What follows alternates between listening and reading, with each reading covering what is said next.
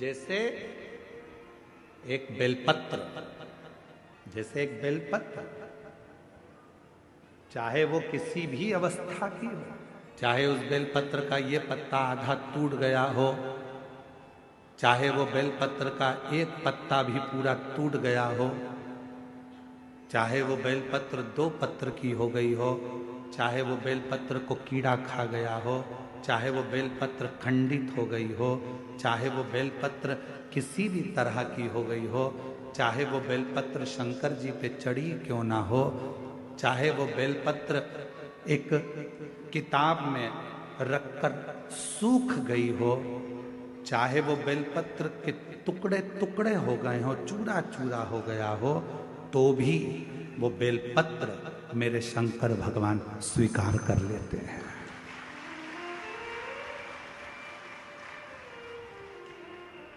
तो भी मेरे शिव स्वीकार कर लेते हैं।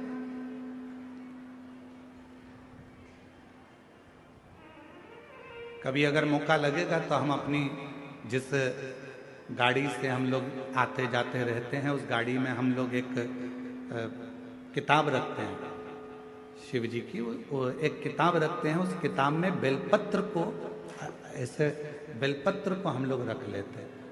क्यों रखी रहेगी? हमारे पास में कहीं सफर में कहीं एकांत में एकांतेश्वर महादेव मिल गए, किसी ओटले पर चबूतरे पर शंकर का शिवलिंग मिल गया, पानी तो गाड़ी में रहता ही है, चढ़ाया, अपनी पुस्तक में से बेलपत्र निकाली, बाबा को चढ़ा दी और चढ़ाकर वापिस उठाकर हम रख लेते हैं।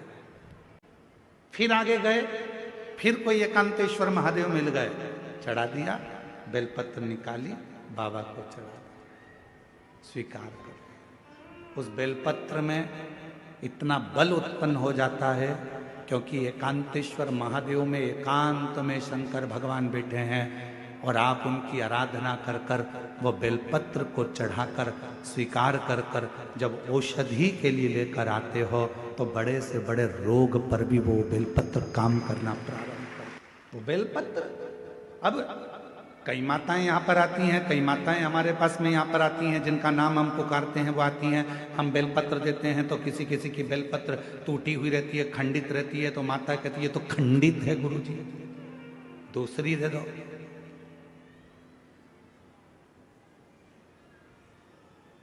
दूसरी दे दो। अब हम आपसे एक बात पूछें, जरा उत्तर दोगे क्या? तुमने हमसे कहा कि बेलपत्र खंडित है गुरुजी, दूसरी दे दो।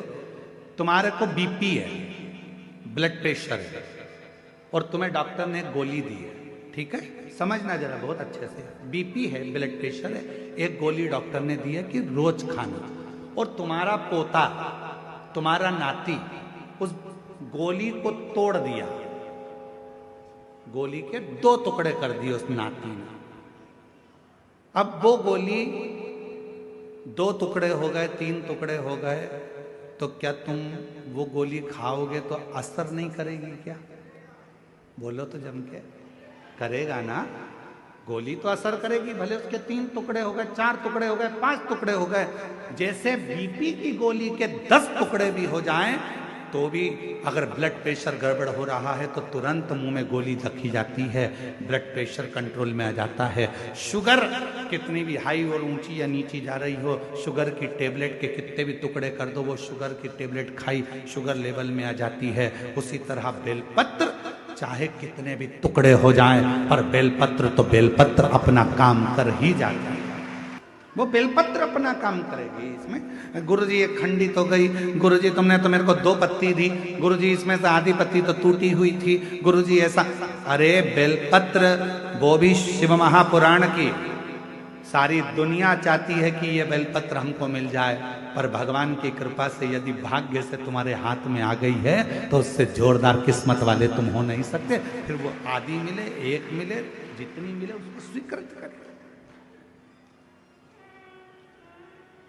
वो अपना असर दिखाएगी, ऐसा नहीं कि वो अपना असर नहीं दिखाएगी, वो अपना असर। कई लोग कह देते हैं नंदी तो पत्थर का है गुरुदेव,